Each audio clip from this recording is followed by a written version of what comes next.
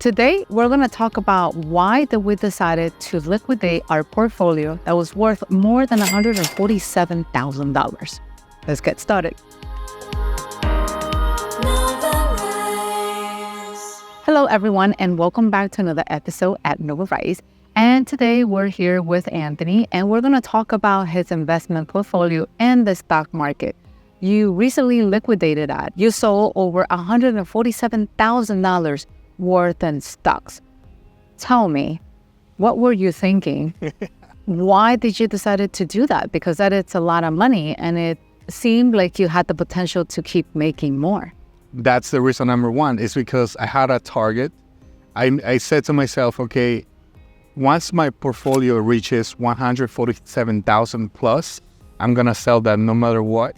So that was the first thing that I was thinking about, and like before I sold my stocks. So I wanted to have that money liquid because for the second reason, because we were thinking about investing in a different property and we needed that money in order to do something like that. And following up to that reason is because I wanted to have something tangible which I can touch, we can just work on, and we can do some, manual work, and we can appreciate the property. And when you have something on the stock market, it's not like you can do much about it because you're depending heavily in what the companies have to do. In this case, you have Apple, Tesla, or other companies, and depending on what are their plans, it will also drive how much will their shares cost. So bottom line is you didn't like to depend so much on the decisions that other people make for revenue reasons, and you felt like you could have more control if you invest in real estate because it feels like it's more yours, right? Correct. Which I don't necessarily disagree with. I mean, in essence, when you're investing in the stock market, you're investing in a piece of paper, in a contract that says, this is yours. And contrary to real estate, yes, you're still investing in a contract, but that contract gives you the right and the power to do whatever you want with that property. Not to mention all the additional perks and depreciation and stuff like that. So you briefly mentioned Tesla and Apple, so I'm just going to make an assumption that those are the companies that you invested in. But you did mention you invested roughly in 20 to 30 different companies in your portfolio. Walk us through the type of companies that you chose to invest with and why. First of all, let's talk about the ones that gave me the most profits. So that was NVIDIA first, then it was Apple, and then it was Tesla. So out of those 30 companies which I decided to invest my money on, those were the first three that gave me the most money. There were a lot of companies in which I lost money, but overall, the entire portfolio gained about $20,000 in profit. And you didn't invest all 100K whatever in one shot. You were contributing money towards your portfolio in a span of 3-4 years since 2021, I believe? Correct. It was about 3 years. It wasn't like I just pulled $100-something thousand and then just started investing in that. I started investing on those companies by small amounts. If I had something extra at the end of the month, I was like, let me invest, like $100, $200. Maybe I had $1,000. I'm like, oh, let's take that $1,000 and invest on that company. Yeah, and but I want to go back to digging more into why you chose those companies, because I mean, at the end of the day, you're a business person. Like you're not a trader. You don't do any technical analysis, and neither do I. Like I invest in the stock market, but I do it more for reasons of liquidity. Like I don't rely on, I'm gonna become rich and I'm gonna retire based on that money. I know some people do, but that's definitely not our expertise. Like we rely heavily more on the business side and investing in real estate. So what really draw you into those companies? Like, okay, let's talk about Tesla or Apple. Like they give you the most revenue, but you have to have a reason for wanting to invest in them in the first place. Correct. The number one reason that I was considering before investing in a company was how good is the product. And in this case, I use Apple. Like I like computers that come from Apple, phones that come from Apple. You use Apple yourself. And I was like, okay, I like everything that Apple has to offer. Whenever I go to the store, everyone's friendly. So if you have a business that's focused on customer service, making sure that they are delivering the best product, the answer for me is maybe it's a good time to invest in that company. We also have a Tesla, and that means we took a look at the product and what they have to offer. And I was like, this product is awesome. So in my head, it's like, it's a no-brainer to invest in this type of company. And the second thing I started looking at is like trends, like how long has the company been on the market, and what are the trends in terms of the stock price? Has it gone up? Has it gone down in a period, not on 1 year, not in 2 years? I'm talking about 5 years, 10 years, and maybe even 15 years. Okay, let's see what's the trend. If the answer is that even though it has, I don't know, had some dips on the market, could be because of 2008 or when COVID happened, right? The answer is, okay, it has gone down, which is fine, but it has also gone up. And it could be like, I don't know, 5%, 6, 7%, depending on each one of those companies. So that was kind of my technical analysis. Once again, I'm not an expert at this. I just recognize a good product when I see it. And then I look at the trends, and then I invest money on that. So if I have to sum up everything you said, you basically invest in companies that have a physical product, not companies that make a promise on something but hasn't been delivered. Correct. Because I also invested in Dogecoin. We can talk about that in a few. But the main criteria is, do they have to have a product? And then 2, is that product good? Not just to your standard, but what do people have to say about it? Is there demand? Are people interested in it? And then you look at the trends, which is very important, because sometimes it's easy to get caught up in the short-term ups and downs, right? Like you feel them more versus paying attention to what happens in the long term.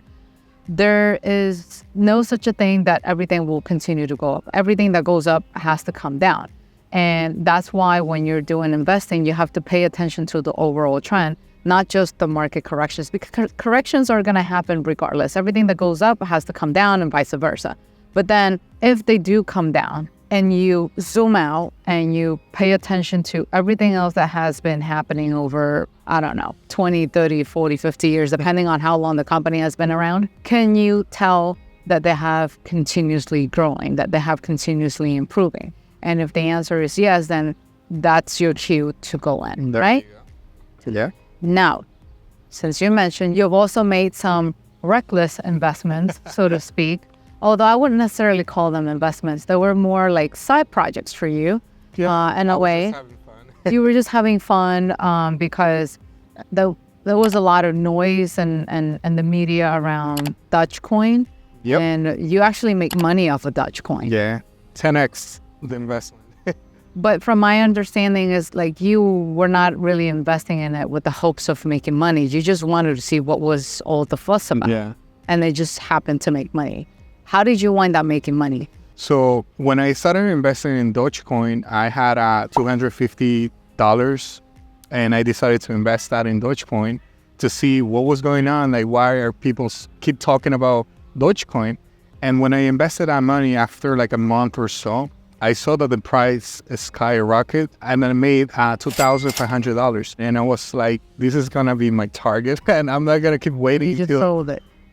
Keeps going up, or if it keeps going down, which is also a possibility. I also knew that they didn't have like a physical product, which was everything based on the cryptocurrency. And I was like, I don't know if I'm going to keep making money out of that. So I decided to withdraw the money, sell it. Thankfully, I withdraw on time. And then after a couple of days or weeks, Dogecoin started going down. So I was like, I just pulled out on time. But just to make it clear, it wasn't a strategy. You just got lucky. It was pure luck. It was pure luck. You had a target. If you made it, great. And if you didn't, whatever. It was a costly lesson of $250, which, you know, some people could easily blow it off in something else. But you happen to make money out of it. So it was a good experience. So I'm seeing another trend here, and it has to do with, you know, like the timing of everything. Would you say there's such a thing as timing the market perfectly to sell? Or is it just a matter of like investing your money and just pray you don't need it at the moment that everything is going down? It is very, very hard to time the market.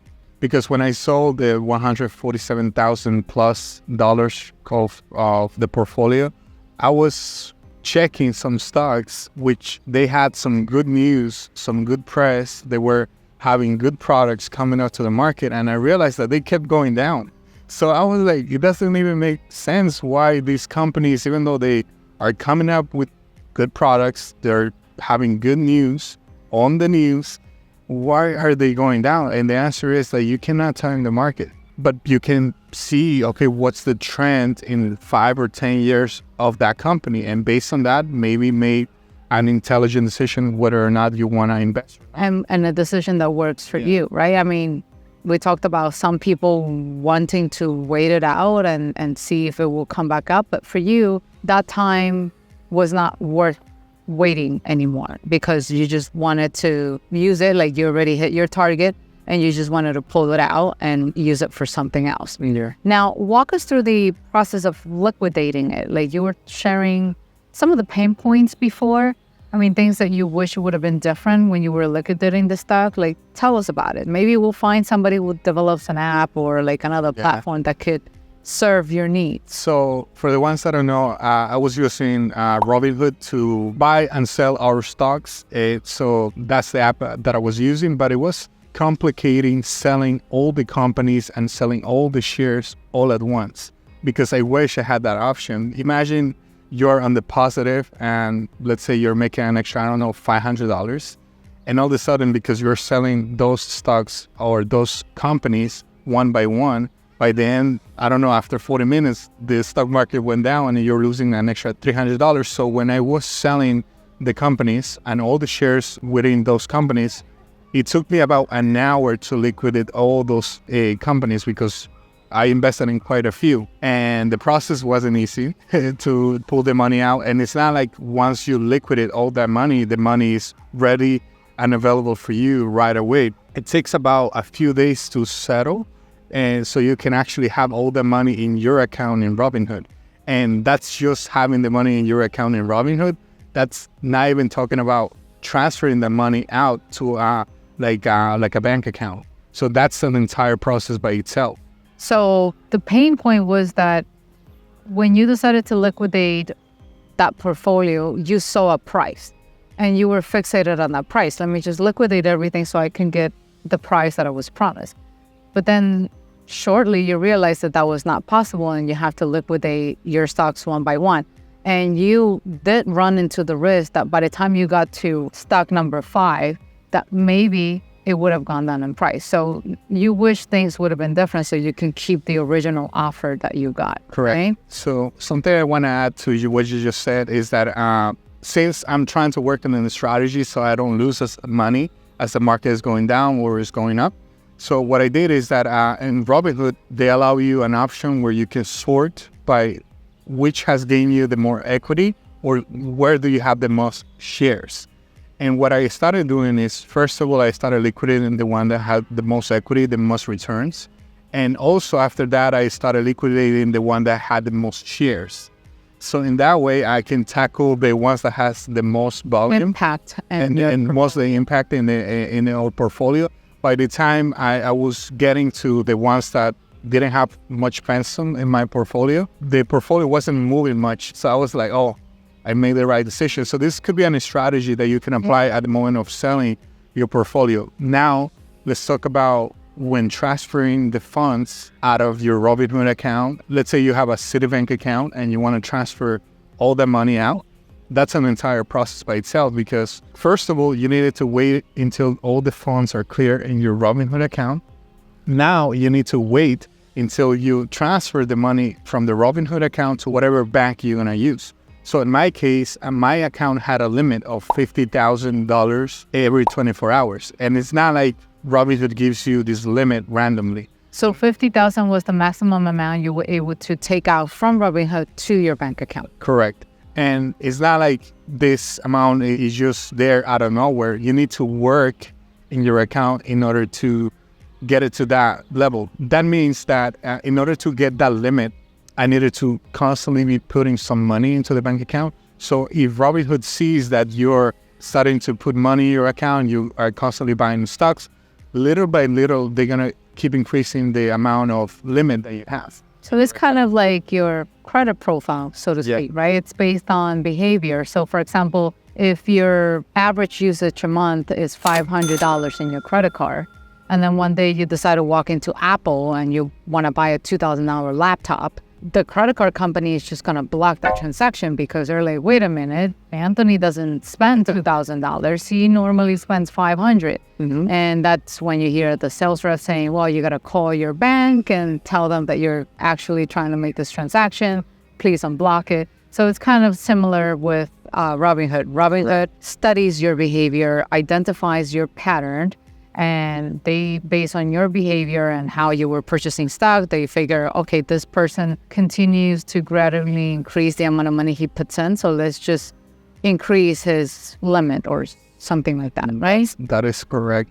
So I worked in my account until I had that limit of 50,000 over the years. And that's the reason why with Robinhood, I was able to transfer out from Robinhood to a bank account like every 24 hours, only $50,000. Even though you already have all the money in your bank account, it's not like you can transfer all of it.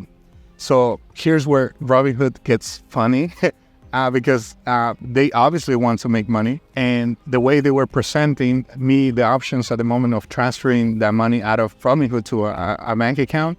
So I had two options. Number one was the free option, which was supposedly going to take me between 3 to 4 days, which I think it was a lie. Or maybe they just have that cushion for the times that maybe the transfers go wrong and the money doesn't get to your bank account on time. So I obviously went to that path, but they also present you with a fee option. So if you want the money instantly into your bank account, they charge you, in my case, I guess they charge you depending on the amount of money that you're trying to transfer. On my end, I was transferring $50K per day. So in that case, they were charging me $150 fee just to do that. And once I received the money in my bank account, obviously it didn't take me 3 or 4 days. It was like in the next day I received that money, which was awesome. So that's kind of like a process by itself in terms of transferring money out of your portfolio into your bank account. Yeah, and I think the whole issue with transferring money from one platform or account to another, it has a lot to do with, I guess, the type of system behind it. Because technically, when you wire money or when you electronically transfer money from one platform to another, you don't get your money right away. It usually, depending on the platform, it could take sometime between 24 to 48 hours. So not to defend Robinhood or anything like that, but there might be some truth to it. Maybe the $150 transaction fee they're charging could be their insurance in case your money doesn't settle on time. But we can easily see this happen in our bank accounts. Every time there's a wire that comes in, you will see pending and the amount of money that you get, but it is not really there. It says that it's coming, and you have to give it sometimes 24 hours, sometimes even 72 hours if the sum of money is actually very large. In fact, there was actually an interesting story that happened years ago where there was a big cyber attack from Bangladesh. There was a wire that was leaving a bank for millions of dollars, and it was going to another bank. And we're talking about millions of dollars. So when you're moving that amount of money for such a large sum, it can take quite some time, I think. And at that time, it was taking some time between 24 to 48 hours. And what happened was that the cyber hackers, or whatever you want to call it, from point A to point B, they intercepted that transaction and they stole millions and millions of dollars. And even up to today, nobody knows where that money go. They just took it with them. Of course, millions of dollars is relatively large compared to 50K. But I mean, when you aggregate all of that money, it can actually sum up. So the point is, maybe there's some truth to the whole like instant transfer thing. But in your case, you were in no rush, right? So you just transfer and then you just waited things out, and now you have all the money and ready to invest it. Correct. And I would say if you have maybe, I don't know, even more money than I have in my portfolio when I sold it, allow at least a week or more to have all those funds in your bank account in case that you need those funds to, I don't know, buy whatever you want to buy. So make sure you consider all those days because as you can see, even though you can have all your money in your Robinhood account, it doesn't mean that you're going to have access to all of that in one shot. It takes time. And I was also paying a Robinhood Gold. I think that's the membership that they have, which is very helpful if you're trying to invest in buying a share, because it allows you to pretty much have the funds ready available from your bank account to Robinhood. So here's the caveat. If they allow you to do this and they charge you only $5, but at the moment of transferring out of Robinhood, Of course. like they didn't even care that I had a Robinhood Gold account with them. And they, even though I had that, they wanted to charge me even more money for it. Everybody likes to see money coming in, but nobody likes to see money coming in. There you go. So it's been quite a journey and adventure, some pain points here or there. So if you were to summarize your major lessons learned with everyone who's watching us today, what will they be? So the number one lesson that I have for you guys is don't depend on that money which you're using to invest in stocks, because Just invest with money that you know you won't need. you never know when you're going to need it. Second lesson is always pay attention to trends. How long and what are the ups and downs of that company on the stock market? Has it gone up over time? And I think an additional lesson is because I was also investing on dividend stocks. And in my honest opinion, I wasn't making as much money, even though I invested like a lot of money into Apple. Like the amount of money that which I was making every 3 months was like, I don't know, like $100. And I invested in Apple about $40,000 just in Apple, like alone. So that means that in order to make money from dividend stocks, that means that you need to invest hundreds of thousands of dollars in order to make some type of passive income. And not even yet. So I didn't find it as much valuable, even though a lot of people on YouTube, I've seen it, like they say, okay, make cash flow from dividend stocks. So I was like, I guess it depends on people's strategy, because we actually have a friend who's an expert in stock investing, and he doesn't like doing dividend stocks because of the amount of taxes you have to pay. It's considered by the IRS actual income, like ordinary income, and you pay the highest tax bracket. And yes, that's kind of like the cash flow of the stock market.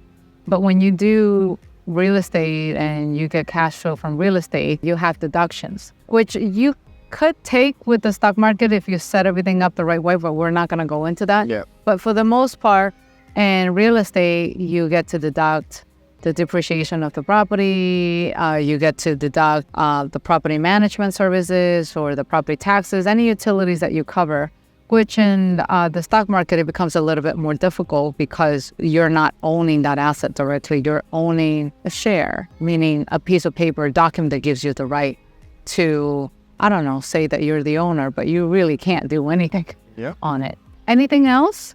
I have one last lesson, which is start your business. If you really want to see some money flowing in, start your own business, start investing in real estate, force appreciation in your properties if you can. Because if you start investing in your business, you have the time and energy to basically make it grow. Maybe you don't see returns in the first year, second year, but eventually if you keep grinding, if you keep putting a lot of effort into it, you're going to see some money, some cash flow. And on top of that, it's something that you're doing for yourself, for your family, and for anyone around you. Yeah.